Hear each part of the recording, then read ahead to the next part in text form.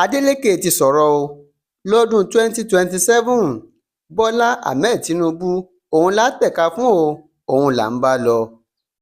Gómìnà ìpínlẹ̀ Ọ̀ṣun Adémọlá Adeleke tó jẹ́ ọmọ ẹgbẹ́ òṣèlú PDP ló ti ń kọrin máa jó lọ à ń bẹ lẹ́yìn rẹ̀ àti pé kódà kí wọ́n gbogbo bí ajá kí wọ́n kànkàn gbá bí àgbò. Bọ́lá Ahmed Tinubu òun là ń bá lọ lọ́dún 2027 náà lọ́gbẹ̀nu gómìnà ìpínlẹ̀ Ọ̀ṣun Adeleke báyìí.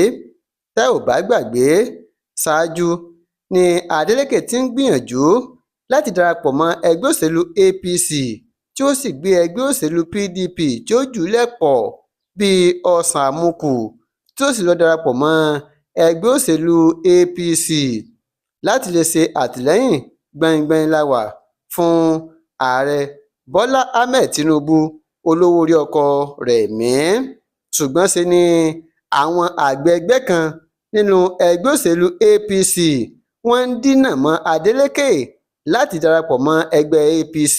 Ṣùgbọ́n ní báyìí o, ní ọjọ́ ajé Monday ọ̀sẹ̀ yìí ni Adeleke ló ṣe ìpàdé pẹ̀lú àwọn àgbẹ̀ ẹgbẹ́ kan ní ilé ìjọba tó wà ní Òkè-Fíà, Òṣogbo ní ìpínlẹ̀ Ọ̀ṣun, tí wọ́n sì ti fẹnu kò yí pé ní báyìí o àwọn fẹ́ kan wà nínú ẹgbẹ́ òṣèlú PDP àwọn ò ní kúrò. Ṣùgbọ́n o tó bá di ọdún 2027 Bọ́lá Ahmed Tinubu òun ni àwọn ṣe àtìlẹ́yìn fún kó lè di ààrẹ ní sáà ẹlẹ́ẹ̀kejì. Bó tilẹ̀ jẹ́ pé ọ̀gọ̀rọ̀ àwọn èèyàn ni wọ́n ti ń sọ̀rọ̀, wọ́n ti ń sọ onírúurú ọ̀rọ̀ ti ìgbésẹ̀ yìí. Ṣùgbọ́n o orin kọ̀ọ̀kanmí àti ìlú kọ̀ọ̀kanmí náà ni Adeleke ń jó sí. Ó ní kò sí ń tẹ́ lè wí, kò sí ń tẹ́ lè sọ lọ́dún 2027 Bọ́lá Ahmed Tinubu olówó orí ọkọ Rẹ̀mí òun ni a ṣe àtìlẹ́yìn fún èmi àti gbogbo ọmọ ẹgbẹ́ òṣèlú PDP nípínlẹ̀ Ọ̀ṣun. Ó ní kí Bọ́lá Ahmed Tinubu kó lọ fọkàn balẹ̀ o, kò séwu lóko.